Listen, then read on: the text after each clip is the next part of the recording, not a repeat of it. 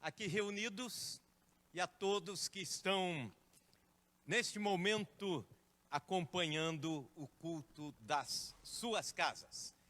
Juntos estamos cultuando a Deus, independente do espaço geográfico. Temos dito isso há um ano já, né? Pouco mais de um ano, e juntos, mesmo distantes, mas com os corações aproximados. E nesta manhã, uma manhã muito especial. Enquanto você abre a sua Bíblia, em Êxodo capítulo 12, deixe-me te falar como foi a primeira Páscoa. Rapidamente, a primeira Páscoa foi marcada por um ritual de partida, um ritual de despedida de 430 anos de escravidão do povo hebreu no Egito. Aprove a Deus que naquele ano, naquele mês, naquele dia, naquela noite específica, houvesse libertação. E aí Deus dá uma série de recomendações, algumas delas é que a Páscoa teria que ser celebrada com rapidez, com pressa. Deus diz aos homens, aos pais de família, fiquem com o cajado na mão, em posição de partida, fiquem com os lombos cingidos, isto é, prontos para correr se necessário for. Disse para as mulheres, mãe de família, façam pão e não façam com fermento, para não ter que esperar o pão levedar, todo aquele rito do pão sendo preparado, não façam rapidamente, sem fermento mesmo, deixem tudo preparado para, na pressa, a hora que for dada a palavra de ordem, toda a multidão de escravos sai para a liberdade. Esta foi a primeira Páscoa. Também Deus orienta a respeito de uma refeição. A Páscoa seria celebrada com um cordeiro que seria morto. Acabamos de cantar isso. Um cordeiro que seria imolado em cada família, então centenas de milhares de cordeiros foram imolados naquela noite para que cada família comesse o cordeiro inteiro. Isso tem a ver com a pessoa de Cristo, sendo morto ele na cruz do Calvário para a salvação e alimento do ser humano, alimento espiritual. Também as ervas amargas, que simbolizavam o tempo amargo de escravidão que se foi, que deve ser lembrado, não para a tristeza, mas deve ser lembrado para a alegria de que este tempo já passou.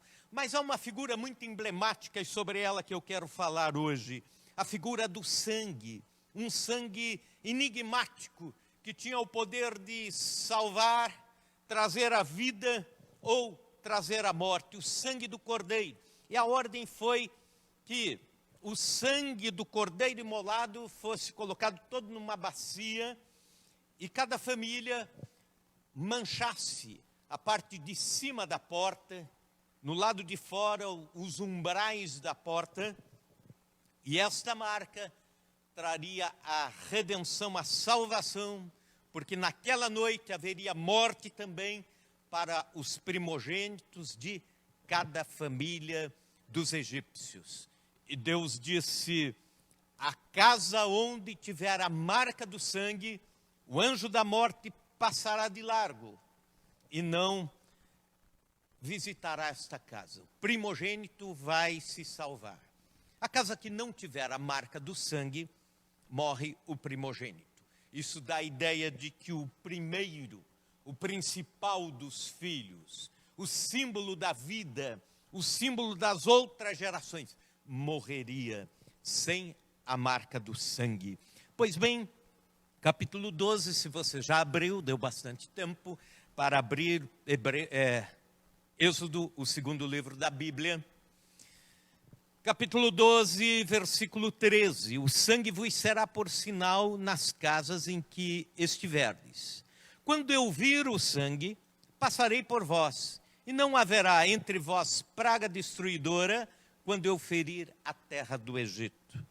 Aí versículo 21 em diante. Chamou, pois, Moisés todos os anciãos de Israel e lhes disse, escolhei e tomai cordeiros segundo as vossas famílias e imolai a Páscoa. Tomai um molho de sopo, molhai-o no sangue que estiver na bacia, e marcai a verga da porta e as ombreiras com o sangue que estiver na bacia.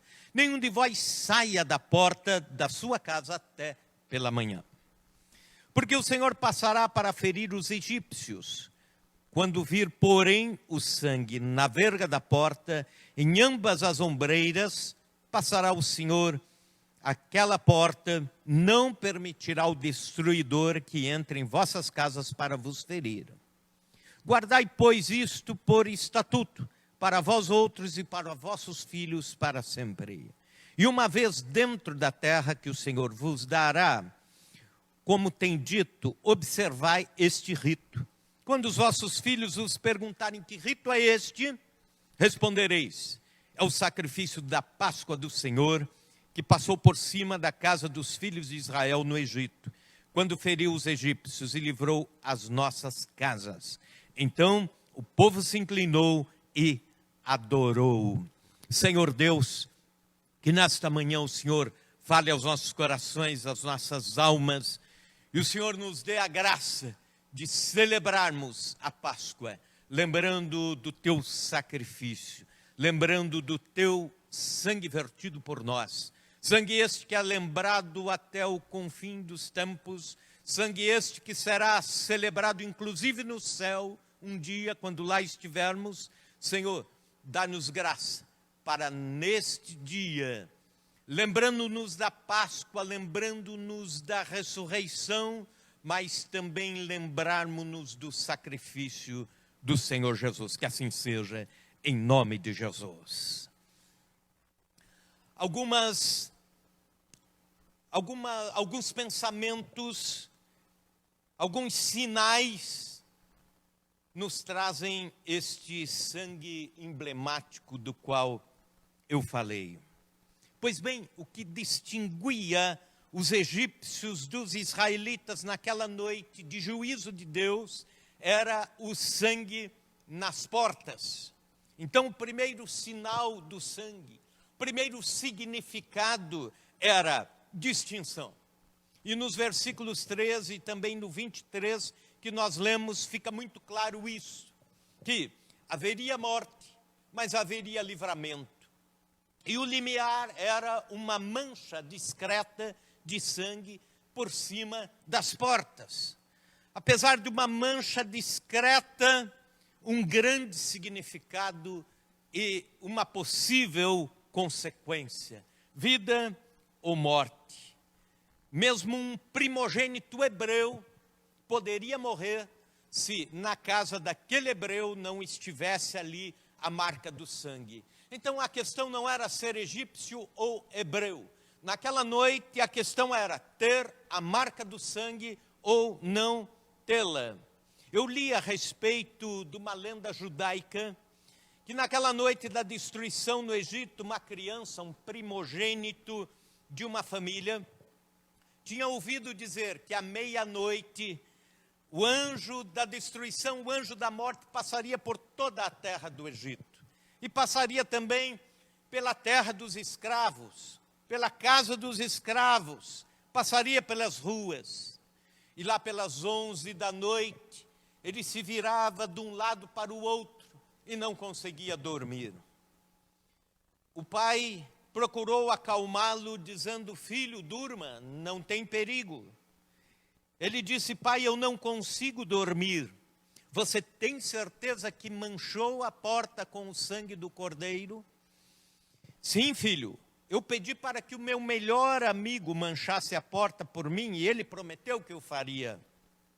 O filho se levantou rápido da cama e disse: pai, você acreditou no seu melhor amigo. Não foi você pessoalmente que manchou a porta. Não, filho, mas meu amigo nunca me decepcionou. Eu sempre acreditei nele. Ele prometeu que o faria. E faltava 5 minutos para meia-noite. O filho tomou o pai pelo braço e disse: pai, vamos lá conferir. Vamos lá para o lado de fora. Talvez ele tenha esquecido, e quando chegaram, realmente, o sangue não estava lá. o melhor amigo havia esquecido. E o pai, desesperado, correu para dentro de casa, pegou a bacia, pegou o isopo e passou, manchou. E quando ele estava ainda terminando de fazer a mancha do sangue na porta, deu a meia-noite e ouviu-se o bater das asas do anjo da morte, passando pelas redondezas. Filho e pai entraram para casa e o filho abraçou o pai e disse: papai, era mais 5 minutos e eu estaria morto. Na verdade, pensando em mim, em você, pensando em todos nós, só existem 2 categorias de pessoas: aquelas que têm o sangue da redenção e aquelas que ainda estão debaixo do jugo da escravidão do Velho Egito. Aquelas ainda que não conheceram o Deus da libertação, aquelas que ainda não celebraram o Cordeiro da salvação. Um dia nós todos nos apresentaremos diante do juízo de Deus, todos nós estaremos diante do trono branco do Senhor. E o que vai importar naquele dia não é a minha e a sua religião. O que vai importar naquele dia não será as minhas ou as suas obras. O que vai importar naquele dia não são os méritos, nem os dons, nem a formação acadêmica, nem o nível social. Não, nada disso. O que vai importar é se eu e você temos a marca do sangue do Cordeiro em nossas vidas. Um sinal distintivo, um sinal entre salvos e perdidos. E como eu já falei, este sinal é tão importante que um dia no céu ele será celebrado, fazendo alusão à primeira Páscoa. Porque em Apocalipse capítulo 5, versículo 9, quando o céu está chorando porque não há quem abra o livro da história, não há quem desvende a história, os livros selados. E de repente alguém diz: está aqui quem pode abrir o selo. E aí, fazendo menção ao Cordeiro de Deus, ele diz: porque foste morto e com teu sangue compraste para Deus os que procedem de toda tribo, língua e nação. O sangue do Cordeiro, o sangue da distinção. Um segundo sinal, um segundo significado, é que é o sangue da salvação. Onde o anjo da morte via o sangue, não entrava, porque ali a obra de salvação já estava completa.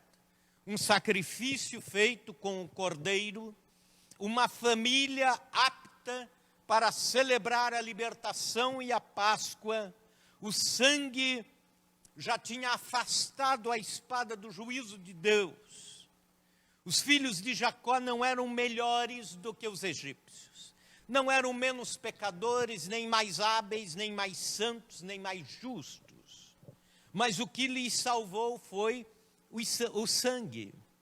Na noite da primeira Páscoa, o sangue também significava salvação. Quem está debaixo do sangue do Cordeiro está salvo e justificado. Agora não há nenhuma condenação para aqueles que passaram pela marca do sangue. Martinho Lutero, século XVI, estava exilado, guardado no palácio do príncipe da Alemanha, porque ele estava sendo perseguido e a morte lhe era iminente. Então eram momentos muito tensos, eram momentos em que a sua vida estava em jogo. Nesse período ele traduzia as escrituras e também compunha alguns hinos, e a reforma protestante ia acontecendo. E certa noite ele sonhou que se achava perante o trono do juízo de Deus. E o ambiente era todo de mármore, colunas de mármore, e Satanás adentrou aquele ambiente, e naquelas colunas de mármore o diabo começou a escrever os pecados de Lutero. E eram muitos, e foram preenchendo algumas daquelas colunas, e Satanás zombava de Lutero, dizendo: olha, tudo isso está acontecendo, mas daqui a um pouco nada mais será importante e tudo isso vai passar. Você é um pecador. E foi escrevendo. O coração de Lutero se afundou em desespero naquele sonho. Então ele lembrou-se da cruz de Cristo e do Cordeiro Pascal. Ele lembrou-se do Cordeiro imolado pelos nossos pecados, Jesus Cristo.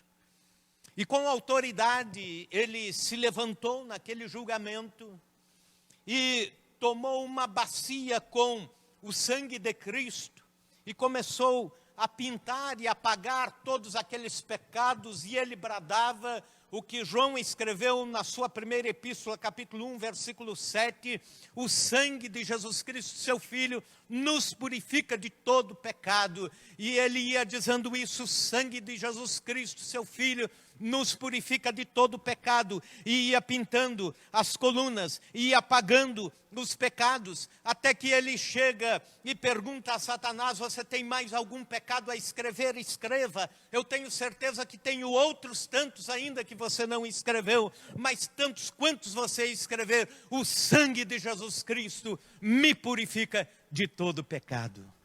O sangue da salvação. Terceiro sinal é o sangue do sacrifício expiatório. Versículo 27. A Páscoa era uma festa, mas também um sacrifício.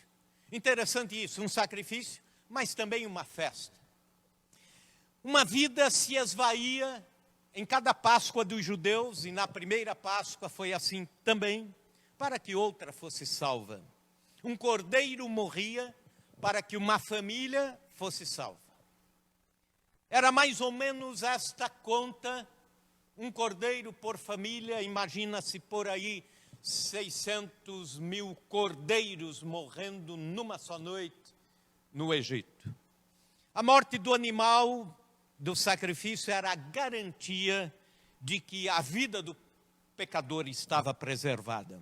Um cordeiro morreu para que os hebreus fossem salvos. Da mesma forma, no cristianismo, na cruz do Calvário, é este o significado da morte de Cristo. Ele não morreu como um mártir. Ele diz: eu dou a minha vida, eu a dou por resgate de muitos. Cristo morreu por nós. Ele carregou os nossos pecados para a cruz do Calvário. E no sangue de Cristo temos a segurança de um sacrifício completo que nos outorgou o perdão, a purificação, a justificação e a vida eterna. Na antiga aliança, no hebraico, se referindo ao sacrifício do cordeiro, a palavra em hebraico era kippar, que quer dizer expiar. Literalmente significa cobrir o pecado, encobrir, de modo que ele não fique visível. Mas quando vamos para o Novo Testamento, esta palavra se reveste de um significado mais profundo ainda, que é hilasmos, que é propiciação, que não é a mesma coisa como alguns dizem, propiciação e expiação. A propiciação vai muito além, é a satisfação da santa justiça de Deus, no seu infinito amor, e também na sua infinita justiça, e também na sua infinita santidade. Tudo isso satisfeito no sacrifício, tudo isso conciliado num único sacrifício, o sacrifício de Cristo. E, portanto, não há mais um encobrir do pecado, mas do tirar o pecado.